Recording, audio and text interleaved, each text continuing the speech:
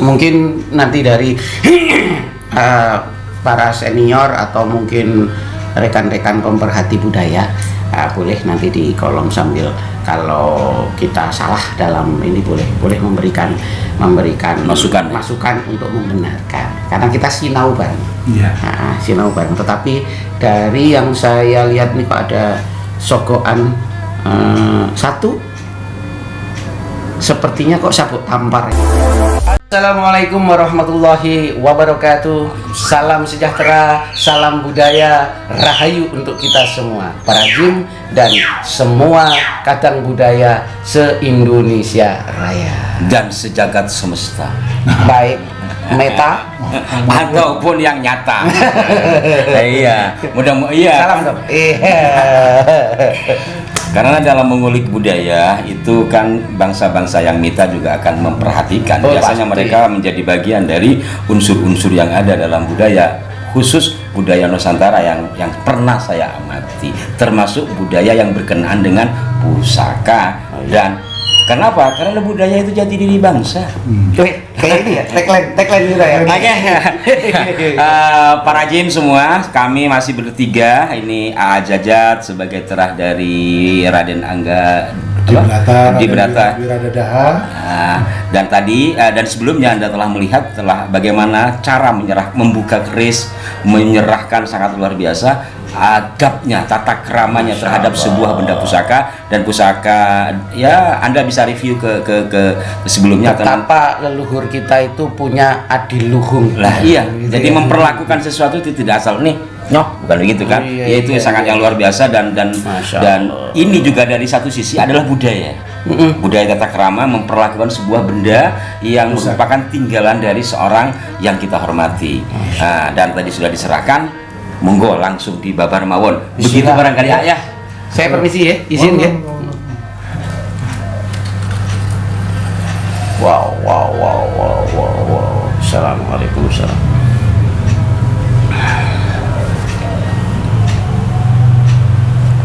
Selayang pandang aja dulu ya. Ya, karena masih ada dua lagi. Kira-kira dapurnya apa gitu. Sepuh, tus, tangguh, utuh, sepuh. Kira-kira apa? Menurut sampean? Saya jadi kagum. Kira-kira kalau ditanyakan kira-kira diserahkan tidak kepada saya. Abot, angel. Monggo langsung saja, langsung mawon. Insya Allah ini brojol karena tidak ada tikel alisnya di sini ya, langsung. Nah, brojol kemungkinan besar kalau dari dapurnya ini, bilahnya ini, benar-benar apa ya? Sorry. Mohon maaf. Ada itunya, apa namanya? Sinandi. Kalau penasaran, sampean kok jeli banget sampean. Kalau penasaran juga nih. mungkin nanti setelah episode berikutnya bisa direview secara detail karena masih ada dua ya. Betul. Intinya ini adalah dapur brojol. Kurang lebih kayaknya kalau lihat dari rancang bangunnya ini, jenis besinya kelihatan kokoh dan gagah. Ini sepertinya Mataram. Dan kalau ini Mataram tangguh ya, estimasi perkiraan tentang tahun pembuatannya era Mataram, kalau dikaitkan kepada sejarahnya yang sebelumnya tadi kita bahas sedikit, sangat make sense, sangat ya begitulah, selaras gitu ya. Pamornya pendaringan kebak. Hai subhanallah. Lanjut, mungkin bisa dikembalikan ke sini ya. Saya tidak berani megang karena taranya luar biasa. Masya Allah. Ini A Jajat ya sebagai pewaris dari pusaka-pusaka leluhur ini mau menyerahkan ya. Masya Allah.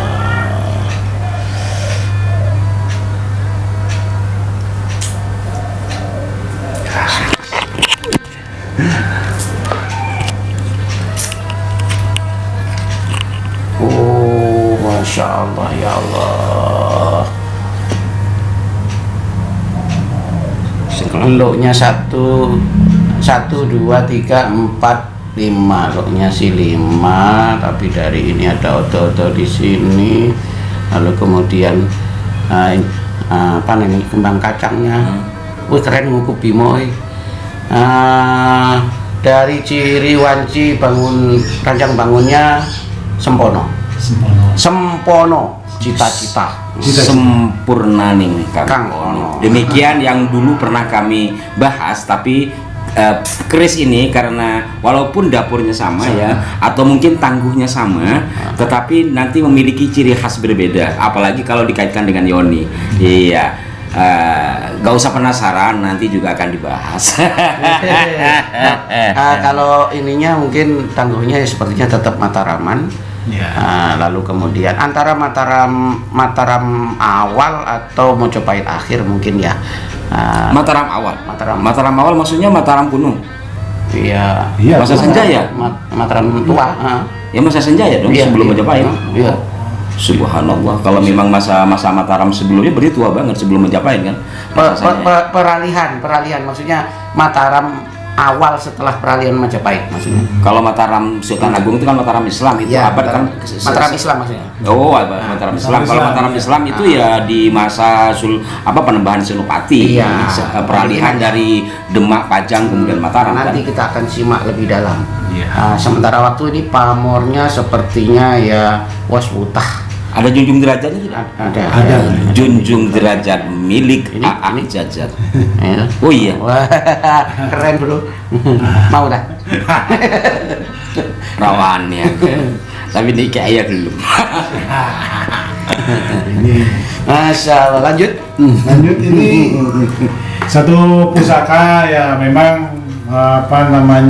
ini datang belakangan. Tapi sama, masih dari tinggalan leluhur. Ya, jadi begini, yang pusaka ini yang langsung bapak. Nah, ini dipegang bibi dulu. Karena dari kakek itu tradisi ya, setiap anak yang sudah akil balik dewasa dikasih ageman. Istilahnya Tetenger. Begitu? Iya. Ini mohon maaf saya baru tahu, saya tahunya itu di Jogja seperti itu ya. Nah, sama. Oh, ternyata di Jawa Barat sama. Sama mungkin karena memang ya budayanya ya mungkin pertukaran orang-orang dulu itu sudah seperti ini.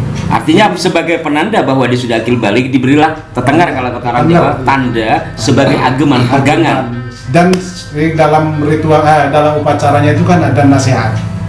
Ini loh, kamu begini lah pokoknya itu ada cara-cara, cuman saya sendiri juga catatan bukunya sudah hilang. Mungkin mudah-mudahan ini ya, mudah-mudahan nanti bisa dikembalikan. Bisa. Artinya bagi mereka-mereka yang mungkin masih memiliki ageman gitu ya.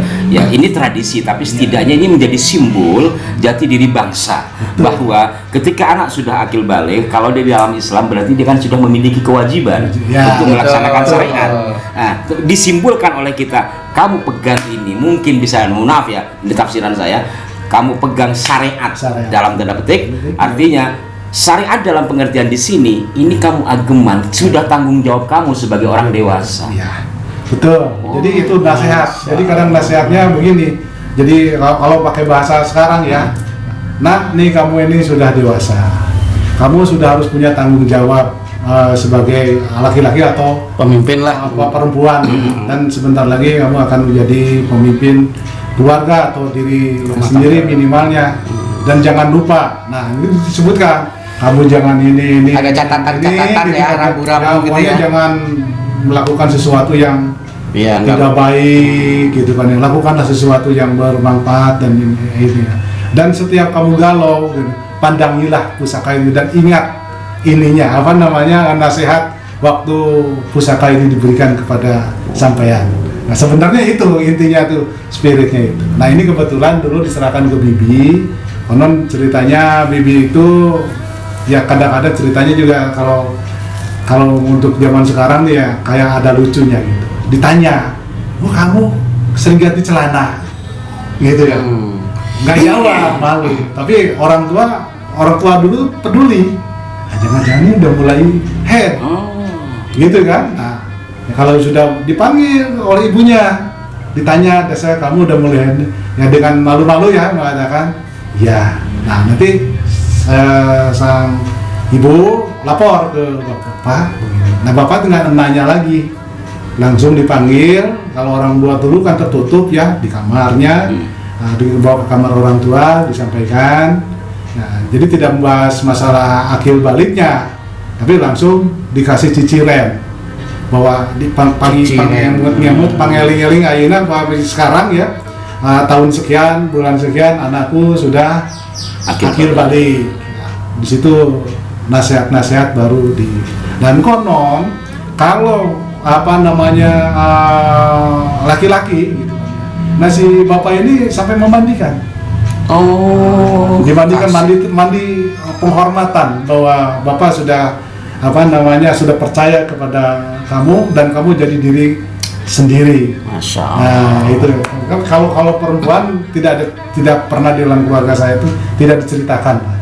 Ya, enggak ibunya karena bapak yang selalu melakukan olah batin ya, itu yang dilakukan. Mungkin di keluarga lain di Terapa Sunat ya enggak ya. Sekarang saya tanya enggak. Cuman di keluarga saya ada tradisi ngudi spiritual gitu kan ya. Nah, karena memang bapak saya itu bukan budayawan spiritual sehingga pusaka-pusaka ini pun juga dikasih belum ada pandai besi atau empu gitu kan ya. Pusaka ini pada datang aja itu dari Jawa Tengah, Jawa Timur dan sebagainya. Nah, sekilas ceritanya seperti itu. Nah, ini entah bagaimana saya tidak paham yang ini agak polos ya, nggak begitu banyak, nggak ada ornamennya karena dan ini dipegang oleh bibi ya. Perempuan bibi. Saya nggak ngerti karena saya nggak sempat nanya masalah itu. Monggo silakan gitu Prof.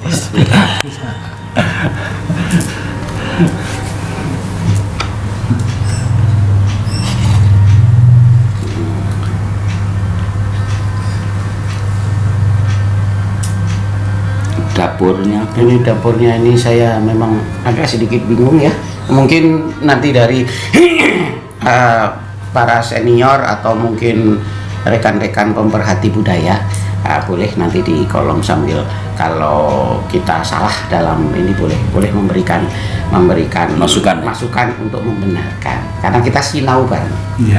Sinau bareng. Tetapi dari yang saya lihat nih Pak ada sogokan satu sepertinya kok sabuk tampar ya kalau ada ciri-ciri seperti ini. Ini ya bloknya berapa ya, 1, 2, 3, 4, 5, 6, 7 sepertinya dapur sabuk tampar. Nanti untuk lebih jelasnya bisa kita lihat kita cari perbandingannya dengan di katalog buku. Kalau dapurnya masih berkira-kira, berarti tangguhnya juga ngira-ngira. Iya, tangguhnya pasti ngira-ngira kalau udah dapurnya ngira-ngira. Tapi sih estimasi awal saya antara sabuk tampar. Tapi bagi kadang-kadang pakar risan atau mungkin para pemerhati budaya atau yang mempunyai bilah keris seperti ini boleh memberikan pendapat di kita berbagi ilmu di sini bukan benar-benaran. Kita saling membangun komunikasi yang baik. Membangun komunikasi. Artinya kan kita nggak boleh gengsi kalau kita ini sedang dalam keraguan. Kan gitu. Karena itu sifat manusia, bahwa manusia itu ya dicipta dalam kondisi yang serba keterbatasan. Nggak boleh still yakin ini pasti benar kan. Tapi ya karena mungkin sambil lalu nanti kita akan bahas secara detail satu persatu sebagai janji, bagaimana janji kita. Mungkin jenengan juga sambil bisa mencari nanti referensinya. Betul. Gitu. Tapi saya ya mungkin ini bisa ditaruh lagi. Hal yang menarik bagi saya tadi tuh budaya dengan menyerahkan ageman kepada putra yang sudah akil balik ya. Yang kalau perempuan itu mungkin dulu dan sebagian orang sampai hari ini kan agak nggak enak ya, yang namanya menstruasi gitu tuh kayaknya sesuatu gimana, padahal itu fitrahnya seperti itu. Dan luar biasanya yaitu tadi ternyata saya pikir tadi hanya laki-laki, perempuan juga di keluarga beliau bisa jadi mungkin menjadi salah satu budaya atau tradisi di Tatar Sunda ya. Tapi karena kondisi yang berubah terjadi pergeseran sehingga tidak lagi ada seperti itu. Titik poinnya yang tadi saya terharu tadi. Wejangan kepada anak itu, kepada anak baik laki atau perempuan dengan sebuah genggaman ya, pegangan yang harus kamu pegang gitu. Kamu jadi raja kan, raja dari dirinya, raja dari keluarga gitu, dan si perempuan akan menjadi ratu dalam keluarga dan dirinya, tentunya seperti itu. Maka dia punya pegangan, dan saya tadi kalau kata orang Inggris itu berbesmili ketika kalau kamu ada masalah gitu ya, kamu ingat ketika masa pemberian ini. Silakan diartikan sendiri. Ada satu pemberian dalam masa-masa